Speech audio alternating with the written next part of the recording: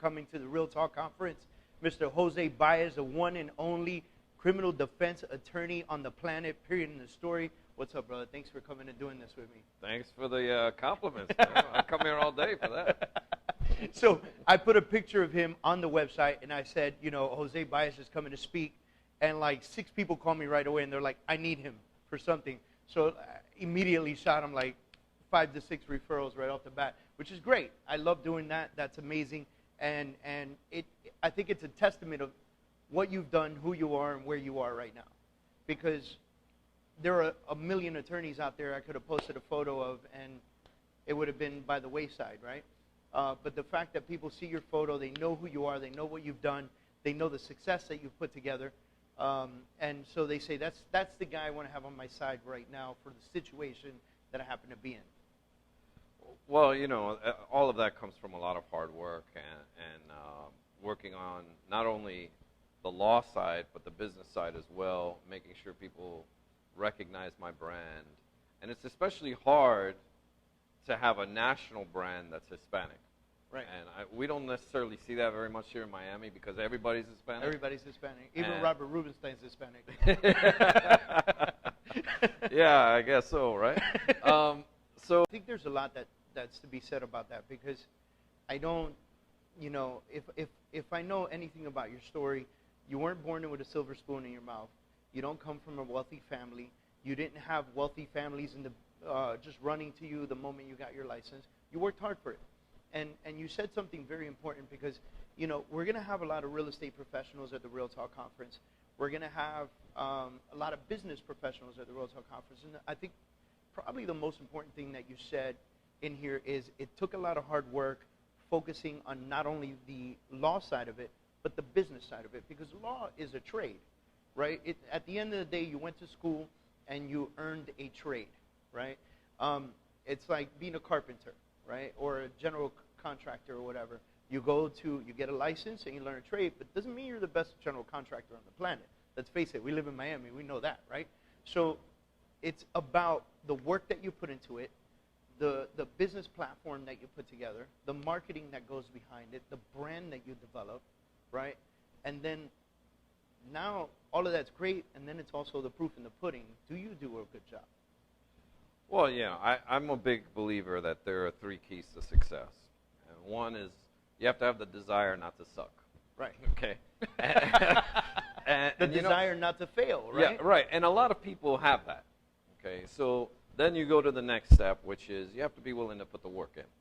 And if you're willing to put the work and maybe just a little bit extra, that really does carry you a significant weight. But I know I'm not telling you anything you haven't heard already.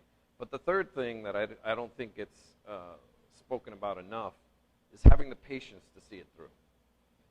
A lot of people have the dream, they start something, they don't finish it. Then they're looking for instant gratification. Correct, and you really, it's not an overnight success. Right. And even though I had success fairly early on in my career, it really wasn't early on in my career. There were a lot of struggles to get to the point where I needed to be able to put myself in a position to be successful. So it's one of those things that really patience, at a certain level of performing, it really does. It's a key component. It's a key element. And not only that, there's the pre-prep, which is 4 years of college, 2 years of law school, studying for the bar, passing the bar, then actually getting hired somewhere, so forth and so on. All of that pre-prep that takes 8 years on maybe a minimum or average to even just get the ball rolling. Well, I'll tell you, my story is one of the road less traveled. A lot of people don't know, but some people do, that I dropped out of high school in the 9th grade. Oh, wow. So I took the GED route. I stumbled many, many times in life. I joined the Navy when I was 17. Hoorah. And I basically, you know, it was one of those things that I didn't see the light first time around, and maybe not the second or third or fourth. And even when I accomplished certain things, I was knocked back down. And, you know, life throws you all kinds of curves. And I can tell you, once I got my license to be a lawyer, actually getting my license was a mission in and of itself. I was denied admission to the Florida bar the first time I applied because of financial irresponsibility. And I had to wait 8 years before I could reapply. So wow.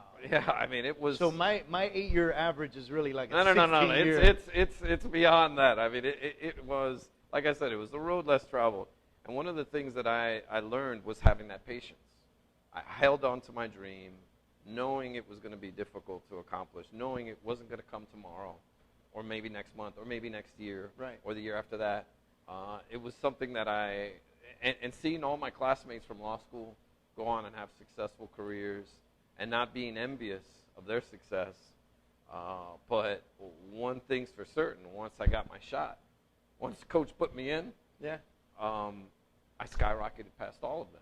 And But I didn't know that was going to happen in my career. I didn't know that. But you had except right here. you had the patience to wait. You did what you had to do. You pursued your dream, and then once you were in the door, you didn't mess around. Like No. you said, okay, I'm here. Now it's time to play ball, right? Like like you said, when the coach puts you in, you didn't foul up. Like you hit a home run, you was in. Yeah, I mean, my biggest one of my first big case came 3 years after being admitted into the bar, and I caught a lot of flack for that. I caught a lot of grief because many people thought I didn't know what I was doing, that I was too new of a lawyer, and I knew my past struggles. They didn't. Yeah. I knew how much hard I had. Everyone They is didn't. quick to talk about you when you're succeeding. Everyone's quick to talk about you without knowing who you are. Yeah. And without knowing what's inside of Right. you, and I think that's a big thing that hopefully people who go to this conference will be able to say to themselves, okay, what do I have inside of me, And what do I have to offer?